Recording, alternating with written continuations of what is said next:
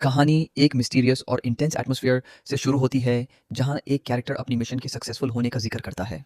उसके लहजे से क्लियर होता है कि ये कोई नॉर्मल काम नहीं था, बल्कि एक केयरफुली प्लान्ड ऑपरेशन था जिसमें हर स्टेप सोच समझ कर उठाया गया।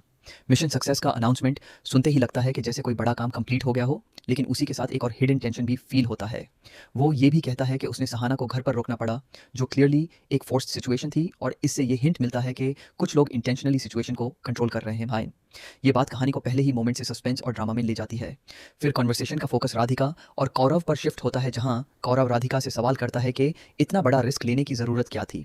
वो कंसर्न एक्सप्रेस करता है कि अगर अनंता घर में रहते हुए सब कुछ याद कर गया तो सिचुएशन पूरी तरह बिगड़ सकती है।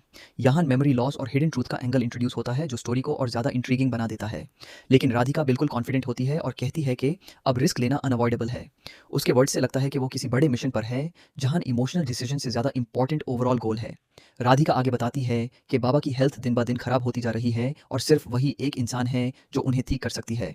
साथ ही वो एक गुप्त मंदिर का जिक्र करती है, जिसका दरवाज़ा खोलना अब उनका नेक्स्ट ऑब्जेक्टिव बन चुका है। ये रेवलेशन कहानी को सुपरनैचुरल और मिस्टिकल डायरेक्शन में ले जाता है, जहां हीलिंग, एंशिएंट सीक्रेट्स और हिडन पावर्स का कॉन्सेप्ट ऐड हो जाता है। इसी के साथ एक और लेयर ऐड होती है, जब वह कहती है कि चगिस्तान के खिलाफ जो न्यूज़पेपर या रूल्स जहर फैला रहे हैं, उन पर कंट्रोल खोना ऑप्शन नहीं है। इससे ये क्लियर होता है कि सिर्फ पर्सनल नहीं, बल्कि एक लार्जर स्केल पर भी कॉन्फ्लिक्ट चल रहा है। इसी टेंशन के बीच एक शॉकिंग मोमेंट आता है, जब लगता है कि किसी ने उनकी पूरी बात सुन ली है। ओह नो, मैंने सब सुन लिया जैसा रिएक्शन सिचुएशन को और डेंजरस बना देता है, क्योंकि अब सीक्रेसी ब्रेक हो चुकी है। ये मोमेंट स्टोरी का टर्निंग पॉइंट बन जाता है, जहां अब हर प्लान एक्सपोज होने का रिस्क होता है।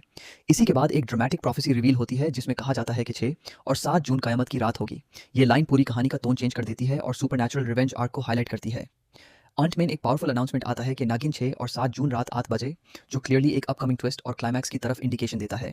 कहानी यहीं पर एक स्ट्रॉन्ग क्लिफहैंगर पर रुक जाती है, जहां ऑडियंस के दिमाग में सिर्फ एक ही सवाल रह जाता है कि आखिर इस क़यामत की रात में क्या होने वाला है और कौन इस फाइनल बैटल में सर्वाइव करेगा।